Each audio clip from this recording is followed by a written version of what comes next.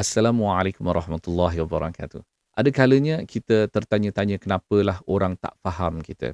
Ada kalanya kita jadi marah bila orang tidak bertimbang rasa terhadap kita. Kita mungkin geram bila orang tak pedulikan kita.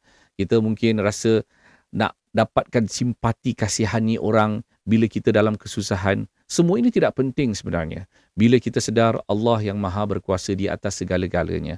Allah maha adil. Allah maha bijaksana, Allah maha mengetahui apa yang terjadi. Allah tidak bergantung kepada apa pun. Kita yang memerlukan Allah Subhanahu Wa Taala.